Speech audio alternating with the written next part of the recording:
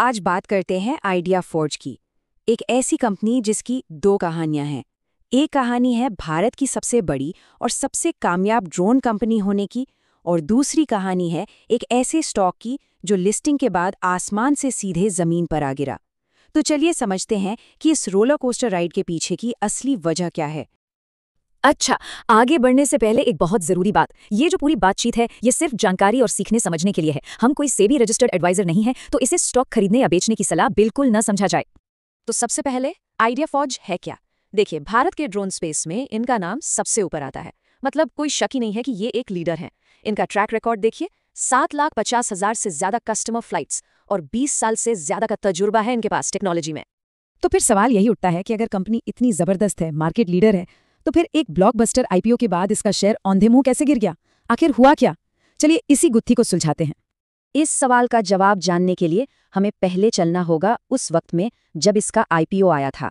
तो चलिए कहानी की शुरुआत करते हैं इसके आईपीओ से और फिर देखते हैं वो बड़ी गिरावट। जब आइडिया फॉर्ज का आईपीओ आया ना, तो मार्केट में जैसे धूम मच गई थी। ये आईपीओ 106 गुना, जी हाँ 106 गुना ओवर सब्सक्राइब्ड हुआ। मतलब खरीदने वालों की जबरदस्त लाइन लगी हुई थी। लेकिन जितनी जोर की धूम थी उतनी ही बड़ी गिरावट भी आई। जैसा एक फाइनेंशियल एनालिस्ट ने कहा, ये तो बिल्कुल अर्श से फर्श पर आने वाली कहानी बन गई। अब जरा नंबर्स पर नजर डालिए। लिस्टिंग के बाद शेयर 1300 रुपए के भी ऊपर चला गया और फिर गिरते गिरते 414 रुपए के अपने ऑल टाइम लो पर आ गया। सीधा सीधा मतलब ये कि इन्वेस्टर्स का बहुत बड़ा पैसा इसमें डूब गया। तो आखिर ऐसी क्या वजहें थी कि बाजार इतना निराश हो गया? चलिए अब उन कारणों को समझते हैं जिन्हें बेयर केस भी कहते हैं। मतलब वो बातें जो कंपनी के खिलाफ जाती हैं। सबसे पहली और बड़ी चिंता है शेयर होल्डिंग पैटर्न में बदलाव। ये जो डीआईआईज होते हैं ना, मतलब बड़े बड़े इंस्टीट्यूशनल इन्वेस्टर्स, जिन्हें हम स्मार्ट मनी भी कहते हैं, उन्होंने अपनी होल्डिंग लगभग 75% तक घटा दी। और उनकी जगह किसने ली? रिटेल इन्वेस्टर्स ने। बाजार में इसे अक्सर एक रेड फ्लैग की तरह देखा जाता है। इसका सीधा मतलब ये है कि अब कंपनी के लगभग 64% शेयर आम पब्लिक के पास हैं। और चिंता की बात यह है कि जब बड़े जानकार निवेशक बाहर निकलते हैं तो स्टॉक में वॉलेटिलिटी यानी उतार चढ़ाव बढ़ने का खतरा हो जाता है। इसके अलावा और भी कई चिंताएं हैं। पहली, आईपीओ के वक्त इसका वैल्यूएशन आसमान छू रहा था। P/E रेशियो 219 तक पहुंच गया था। दूसरा, कंपटीशन, और वो भी किससे? अडानी डिफेंस और टाटा जैसे बड़े प्लेयर्स से। फिर कंपनी के फाइनेंशियल्स भी चिंताजनक थे। ऑपरेटिंग लॉस, घटती सेल्स, ऊपर से सरकारी कॉन्ट्रैक्ट्स का पेमेंट आने में बहुत टाइम लगता है। और हाँ, मोटर्स जैसे जरूरी पार्ट्स के लिए आज भी ये विदेशों पर निर्भर हैं। तो ये तो हो गई बाजार की चिंताएं, लेकिन सिक्के का दूसरा पहलू भी तो है। अब देखते हैं कंपनी का क्या कहना है, यानी बुल केस। कंपनी का सबसे बड़ा तर्क है उनकी टेक्नोलॉजी। उनके सीईओ का कहना है कि उन्होंने सारी कोर टेक्नोलॉजी, मतलब जो ड्रोन का दिल और दिमाग है, वो सब खुद बनाया है जमीनी स्तर से। वो सिर्फ पार्ट्स जोड़कर ड्रोन नहीं बनाते, और यही चीज उन्हें बाकियों से बहुत आगे रखती है। और इस बात में दम लगता है जब हम उनकी ऑर्डर बुक देखते हैं। पहले जो करीब 440 करोड़ की थी, उसमें 100 करोड़ के नए ऑर्डर जुड़े हैं। तो अब कुल मिलाकर लगभग 340 करोड़ की ऑर्डर बुक है, जो दिखाता है कि बिजनेस आ रहा है। फिर सरकार का सपोर्ट भी है। मेक इन इंडिया और पीएलआई स्कीम से इन्हें फायदा मिल रहा है।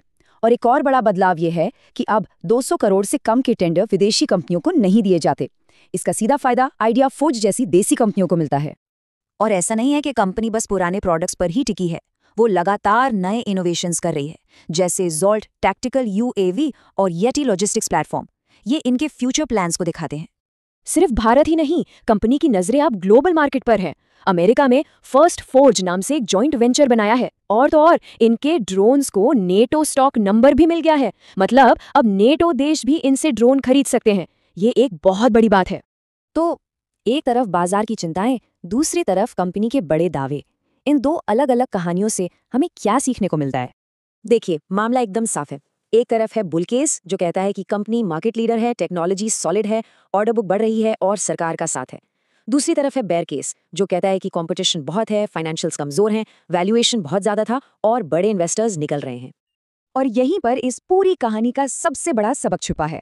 एक अच्छी कंपनी और एक अच्छा इन्वेस्टमेंट, ये दोनों हमेशा एक ही चीज नहीं होती। हो सकता है आइडिया फॉर्ज एक जबरदस्त कंपनी हो जिसके प्रोडक्ट्स कमाल के हों, लेकिन अगर उसे खरीदने की कीमत बहुत ज्यादा हो तो वो एक अच्छा इन्वेस्टमेंट साबित नहीं हो सकती। और हाँ, आखिर में एक बार फिर से याद दिला दे कि ये सारी बातें सिर्फ एजुकेशनल पर्पस के लिए हैं। इसे खरीदने या बेचने की कोई सलाह बिल्कुल ना समझें।